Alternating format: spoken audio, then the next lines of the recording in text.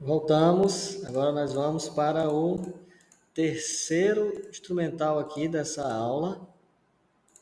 Estou passando aqui, cheguei. Nós falamos sobre instrumental do NAPNE, lá na aula 2, instrumental multiprofissional nessa aula, que envolve toda a parte da assistência estudantil, instrumental pedagógico. Tudo que a gente recolheu nessas avaliações anteriores vai ser resumido aqui para os docentes nesse instrumental, que é o Plano Educacional Individualizado de Acessibilidade Curricular. Nós finalmente chegamos no documento que dá nome a esse minicurso, e esse documento no IF a gente está agora fazendo ele subdividido em duas partes. Essa é a parte 1, que é preenchida pelo CAE. O CAE que eu me refiro aqui é o CAE matriz, digamos assim, né? O CAE com essa equipe de apoio, equipe multidisciplinar.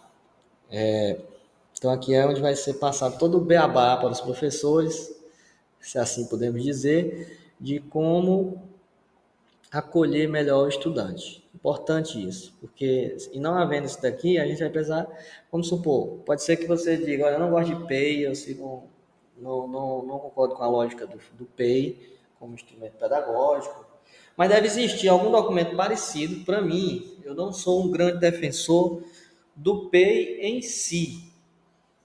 Tipo, eu não faço questão que seja o PEI, mas eu faço questão que exista alguma coisa que cumpra essa função. Por que é que existe o PEI, no caso do IFCE? Vou explicar para vocês brevemente. Antes dele, como é que funciona? Como é que funcionava? E ainda funciona em lugar que ainda está em transição. A gente mandava um e-mail, ou fazia uma reunião, ou mandava um ofício informando esse mesmo tipo de coisas. Só que aí o professor não tinha nenhum instrumental, não tinha nenhum documento que ele tivesse que dar conta que, além de ter lido o que a gente mandou, ou ter assistido, no caso de uma reunião, ele realmente vai aplicar. Então, o PEI, do ponto de vista prático, ele vai ter duas partes. Essa, que é para explicar o que é que tem que ser feito, e o professor vai ter a parte dele, que é o quê? É ele se planejar para fazer as coisas na disciplina. Porque, veja, por mais que você tenha um AE funcionando na escola, e é muito triste, porque às vezes tem AE, por exemplo, aqui onde eu moro na minha região, não sei como é na região de vocês, mas na minha região, às vezes a escola tem um AE, o AE é o quê? Uma sala com um professor de AE dentro. E aí, quando não acontece do professor de AE tirar o aluno da sala de aula regular para assistir para fazer alguma atividade lá na sala de AE, o que é erradíssimo, porque deveria ser no contraturno, então aí já começa um absurdo aí. Mas mesmo que ele faça da maneira correta, que é oferecer o suporte de maneira complementar e ou suplementar no contraturno. Aquele estudante na aula regular, ele participa lá. O docente muitas vezes não bate cabeça com nada. Eu sei, o professor tem muita atribuição, né? É trabalhoso ser professor. Mas nesse caso, precisa o professor, e pode acontecer em havendo AE, de o professor ir lá, ter um momento com o professor do AE, e eles vão se combinar, o que é que precisa fazer diferente na aula para garantir que aquele estudante acompanhe. Mas isso nem sempre acontece. Então, no IFCE, a gente precisa que exista essa conversa para orientar o docente da sala de aula comum ou sala de aula regular, chame como quiser, e não basta somente orientá-lo, mas ele vai ter que registrar que se planejou para botar em prática aquilo que a gente ensinou. Então, muitos professores criticam porque acham que é uma burocracia muito grande.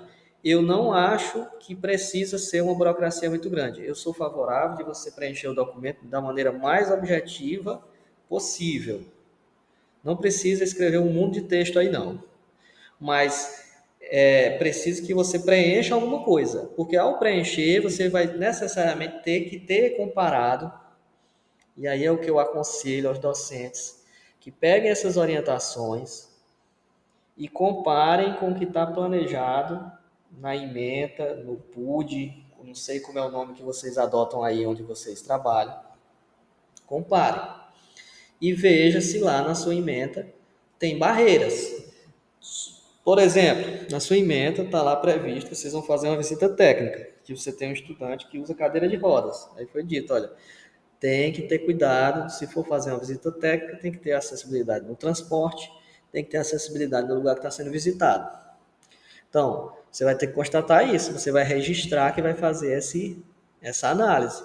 Se aquele lugar não for acessível, você não vai levar o estudante para lá e ele depender dos outros para, sei lá, botar ele no colo, não sei o que vai fazer. Ou ele não vai poder ir, não vai poder fazer dessa maneira, isso aí é um absurdo. Então você vai ter que se organizar para arrumar outro lugar para fazer a visita técnica. Vai ter que substituir, vai ter que pensar estratégias. Tá entendendo? Isso é um exemplo. Então o docente precisa não só receber orientação, mas ele ativamente precisa fazer o seu planejamento, considerando a realidade daquele estudante, para que ele não seja excluído, porque aquele estudante ele não é o estudante da sala do AE, ele é o estudante da instituição. Ele deve ser bem tratado, deve ser pensado as coisas para ele em todos os lugares em que ele circular dentro daquele espaço. Então é para isso que existe, na minha concepção, esse documento, ele cumpre essa função magnífica, que é a gente não precisar contar com a boa vontade dos professores, porque tem professor que tem boa vontade e agradece quando a gente manda um negócio desse para eles e faz com maior carinho e atenção. Mas tem docente que não quer colaborar, então a gente precisa ter uma forma oficial de garantir que os docentes colaborem e façam a parte deles. Então essa é a lógica que o PAC tenta surgir como uma solução dentro do IFCE, né? Fazer das medidas de acessibilidade no contexto da sala de aula regular não um resultado de uma boa vontade, mas uma obrigação do docente. Ele não só tem que fazer, como tem que registrar, porque depois, se der problema, e o aluno reprovou na disciplina e não foi ofertado, não foi feito um registro de nada, não foi ofertada nenhuma medida, nenhuma estratégia, então aquele aluno, a responsabilidade pela reprovação dele não é só dele, é também do docente que não fez a parte dele. Agora, se o docente fez a sua parte, aí ele, aí sim, ele está, digamos, protegido, ele está resguardado. Eu fiz o que devia fazer. Fiz e registrei, porque se não registrei, é como se não tivesse feito. Então precisa. Isso aqui é uma medida também de se resguardar que você fez a sua parte, para depois você não ter nenhum tipo de questionamento. Mas enfim. Então o professor vai receber as orientações nesse documento aqui, ó, que é a parte 1 do CAE. Então, você se lembra que lá no instrumental pedagógico tinha o histórico do estudante? Pois está bem aqui. Só que aqui também vai pegar o histórico na instituição. Às vezes, se o estudante chegou agora, está no primeiro semestre, ou primeiro ano, caso de ensino médio, não tem muito o que colocar ainda. Só a parte das outras instituições. Mas tem estudante que a gente vai construindo, né? Ele começa no primeiro semestre, quando for no segundo semestre, os professores do segundo semestre, né, muitos cursos no IEF são regime semestral, por isso que eu falo assim, tá? Graduações, cursos técnicos subsequentes. Então, você já vai ter a informação do semestre anterior. E assim vai, você acumulando cada vez mais informações e vai registrando aqui.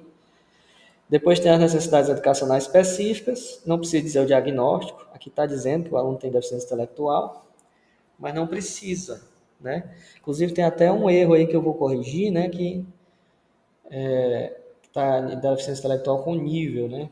Acho que é porque misturou aí quando eu estava preenchendo, eu misturei na minha cabeça com autismo, né? No caso seria deficiência intelectual leve, esse é o termo, né? Nível 1 de suporte é uma terminologia para autismo. Mas enfim, o importa não precisa nem colocar o diagnóstico, mas você precisa dizer o que aquele estudante precisa, né? Nas necessidades específicas. Conhecimentos, habilidades, capacidades e interesse, então aqui é os pontos fortes, as coisas que ele consegue fazer bem, né, que você pode aproveitar, associando os conteúdos, planejando atividades que vão de encontro a essas potencialidades do estudante, e dificuldades e ou barreiras. E aí, para cada barreira, você propõe soluções, né? Eu faço aqui, estou fazendo no campus onde eu trabalho, esse documento aqui, e aí eu já acrescento outro embaixo, sem fugir da lógica do documento, em que eu dou instruções sobre cada tópico do professor, o que é que ele pode colocar lá. Então, objetivos, que eu vou explicar já já. Então, eu explico o que é que ele pode colocar nos objetivos para aquele estudante. Eu tento fazer dessa maneira para garantir que o docente já vá mais direcionado para o que ele precisa saber. Ele não precisa ficar batendo cabeça com muitos detalhes desnecessários. Então, essa é a lógica. A gente vai mandar isso aqui para o docente vai se organizar a partir dessas informações que a gente concedeu aqui na parte 1 do PAC, beleza? Próximo vídeo a gente já mostra a parte do docente do PAC.